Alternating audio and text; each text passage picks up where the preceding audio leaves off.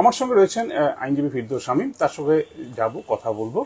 কিন্তু যে বিষয়টা বারবার সামনে আসছে, 3রা এপ্রিল সুপ্রিম কোর্ট একটা ঐতিহাসিক রায় দিয়েছে, এবং এই ঐতিহাসিক রায়ের স্বাধীনতা উত্তর আমাদের দেশে, ভারতবর্ষে সব থেকে বেশি চাকরি বাতিল হয়েছে এক রায়।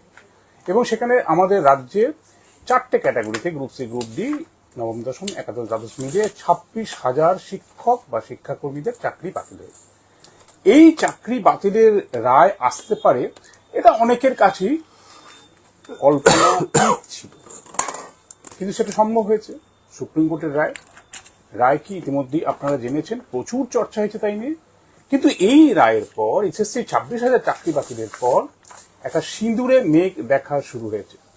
এই সিঁদুরে মেঘ দেখছেন এবার প্রাথমিক শিক্ষকরা। নির্দিষ্ট করে বলতে গেলে 32,269 জন প্রাথমিক শিক্ষকের বুক দুরু দুরু করছে। তবে কি তাদেরও একই রকম ভবিষ্যৎ লুকিয়ে রয়েছে? আদালতে তাদেরও কি খাঁড়া ঝুলছে, চাকরির খাঁড়া?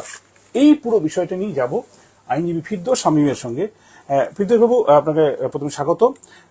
আমি যেটা জানতে চাই, প্রাথমিকে 32,269 একটা সংখ্যা, যেটা দেখা যাচ্ছে 2014 নিয়োগ প্রক্রিয়া, মানে টেট থেকে এসছে, 2016 নিয়োগ প্রক্রিয়া থেকে। এই চাকরি কি বাতিল হতে পারে? এরকম কি বুক দুরু দুরু শুরু হয়েছে অনেকে, 26,000 চাকরি বাতিল এসএসসিদের পর? দেখুন, প্রাথমিকের মামলাগুলো এখনো পর্যন্ত পেন্ডিং, ফলে কি হতে পারে সেটা আদালতে ঠিক করবেন।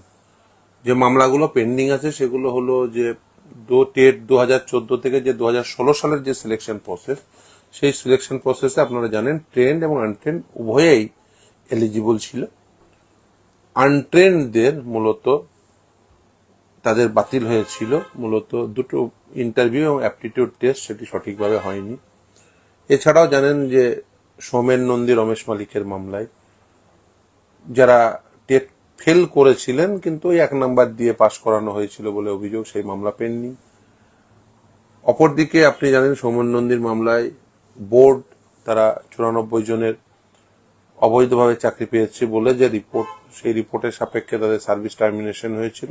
তারা সুপ্রিম কোর্টে যান, সেখানে স্থগিতাদেশ রয়েছে। ফলে সেই মামলাগুলো কোনটি ডিভিশন বেঞ্চে, যেমন 32,000-এর মামলা, যেমন 94 জনের মামলা।